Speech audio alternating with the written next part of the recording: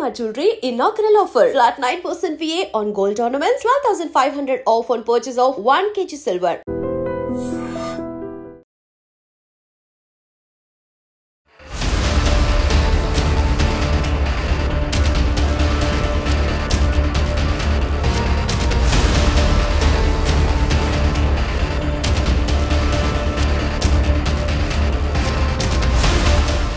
ఈ సంఘటన నిజంగా చెప్పాలంటే కూడా నాకే అసలు ఇంత ఘోరంగా ఇంత భయంకరమైన సమాజంలో మనం ఉంటున్నామా. ఒకటి, కన్న తల్లిదండ్రులు ఎవరైతే ఉన్నారో చాలామంది ఆస్తుల కోసము దానికోసము సరే వృద్ధాశ్రమాల్లో వదిలేస్తున్నారు, ఆస్తుల కోసము చంపుతున్నారు, ఇట్లాంటివి విన్నాం. అవి కూడా బాధాకరమే. నిజం చెప్పాలంటే కూడా అవి కూడా జరగొద్దు. ఇప్పుడు మనకు జన్మనిచ్చిన వాళ్ళనే మనం హింసిస్తే అసలు మనది ఏం జన్మ అన్నట్టు, అది మనం వేస్ట్ అన్నట్టే కదా. ఇక ఒక రకంగా చెప్పాలంటే ఈ ఏమంటారు, జంతువులు ఉంటాయి కదా, జంతువులకి ఏ విచక్షణ ఏముండదు చూడండి, సేమ్ ఇక మనం కూడా అంతే అన్నట్టు లెక్క. కానీ ఇక ఇప్పుడు నేను చెప్పబోయే స్టోరీ అయితే దానికి మించి ఇక అసలు ఏమీ లేదు, ఇక ఏ బంధాలు లేవు, తల్లిదండ్రా లేకపోతే ఇంకోట అసలు ఏమంటే ఏమీ లేవు. మహబూబ్ నగర్ జిల్లా జడ్చర్ల మండలం పోలేపల్లి గ్రామానికి చెందినటువంటి ఈ వ్యక్తి ఎవరైతే ఉన్నారో, ఏమో నాకైతే వ్యక్తి అని కూడా అనాలని అనిపిస్తలేదు, నిజంగా అంత కోపం వస్తుంది.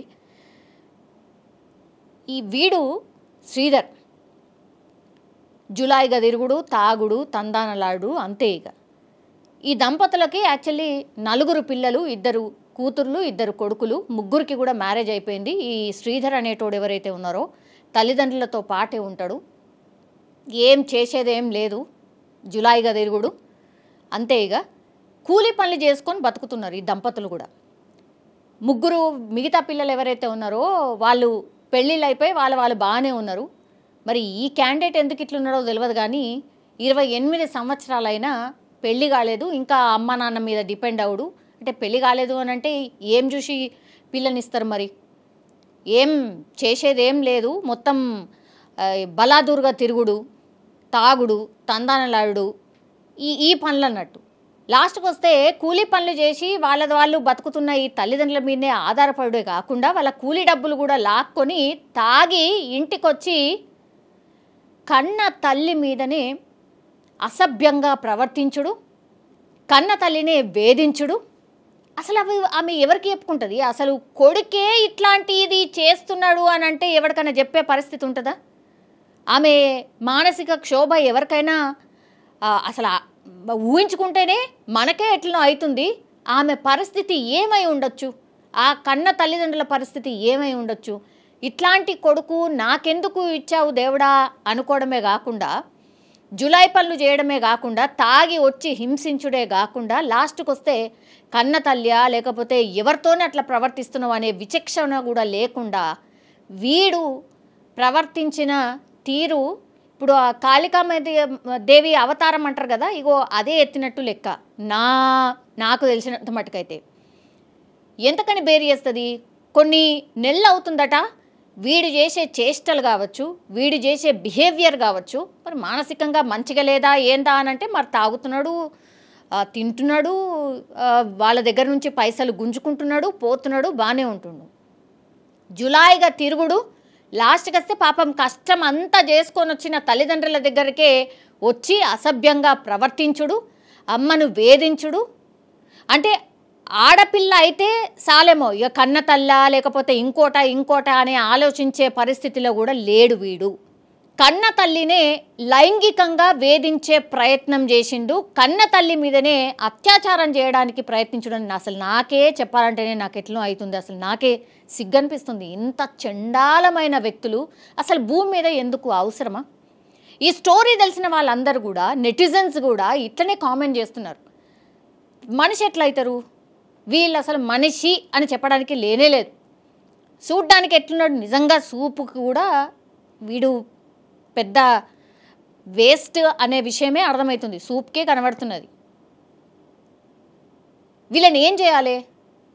ఇప్పుడు నేను ఒక రిక్వెస్ట్ చేస్తున్నా, అసలు నిజం చెప్పాలంటే కూడా ఎవరైనా సరే కామన్ పబ్లిక్ ఇట్లాంటి స్టోరీ విన్న తర్వాత ఇట్లనే రియాక్ట్ అవుతారేమో.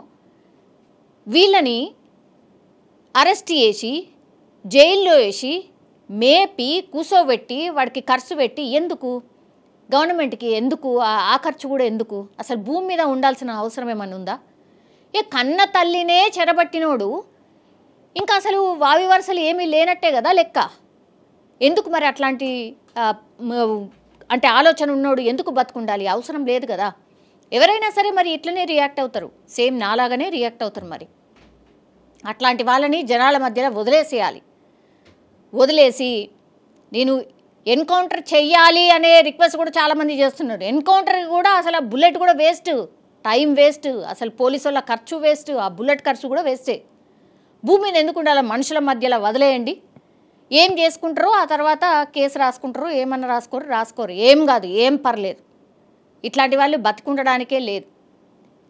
తల్లి మీద లైంగిక దాడి చేయబోతుంటే గట్టిగా తల్లి అరుస్తే పక్కనే ఇంకో రూమ్లో పడుకున్న భర్త వచ్చి ఆమెని కాపాడే ప్రయత్నంలో భాగంగా ముఖం మీద ఒక ఇంట్లో ఉన్న కర్రలు ఉంటాయి కదా, అది తీసుకొచ్చి నెత్తి మీద కొడితే వాడు అక్కడికక్కడే పడిపోతే ఆ తర్వాత మళ్ళా కూడా లేచే ప్రయత్నం చేసినప్పుడు ఇంకో దెబ్బ వేసిండు. కన్న తండ్రే కొడుకుని చంపిండు. కొడుకు ఎందుకైతాడు? అసలు మనిషే కాదు కానీ చంపిండు అంటుండ్రు. అసలు ఆయన చంపలే, తండ్రి చంపలేదు. ఆయన ఒక రకంగా భారం తగ్గించిండు, భూమి మీద భారం తగ్గించిండు. అట్లాగే వాళ్ళ తల్లిదండ్రులు ఎవరైతే ఉన్నారో రుణం తీర్చుకున్నాడు, చంపేసి రుణం తీర్చుకున్నట్టే లెక్క నన్ను అడుగుతానైతే. నిజంగా నాకే ఇంత ఎమోషనల్ అవుతుంది. పాపం వాళ్ళ పరిస్థితి ఒకసారి ఊహించుకుంటే నిజంగా ఎంత ఘోరమై ఉంటుంది కదా, ఎంత భయంకరంగా ఉంటుంది కదా. వాళ్ళు అసలు బతకగలుగుతారా? అసలు అట్లాంటి ఆలోచన ఎన్ని నిద్ర లేని రాత్రులు ఆ తల్లి గడిపి ఉంటుంది, ఎన్ని నిద్ర లేని రాత్రులు ఇప్పుడు కూడా గడుపుతారు వాళ్ళ తల్లిదండ్రులు. ఎట్లా వీళ్ళకు న్యాయం ఎట్లా? సో నా ఒపీనియన్ అయితే ఇది.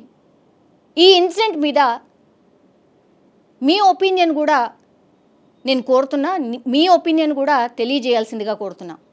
నా లెక్కలనైతే మనిషి కాదు. మీరేమనుకుంటున్నారు ఈ ఇన్సిడెంట్కి సంబంధించి? ఎట్లాంటి పనిష్మెంట్ ఇవ్వాలి? అసలు ఇట్లాంటి మనుషుల మీద ఎట్లాంటి చర్యలు తీసుకోవాలి? బతికి ఉండాల్సిన అవసరం ఉందా లేదా? ఇది మీ కామెంట్ రూపంలో తెలియజేయాల్సిందిగా కోరుతున్నా.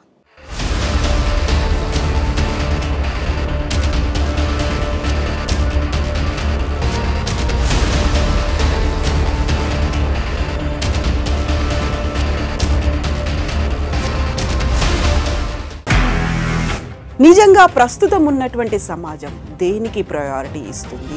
ఆర్థిక సంబంధాల చుట్టూ మాత్రమే తిరుగుతుంది. మళ్ళీ ఎన్నికలంగానే చాలా విరక్తి కలుగుతుంది.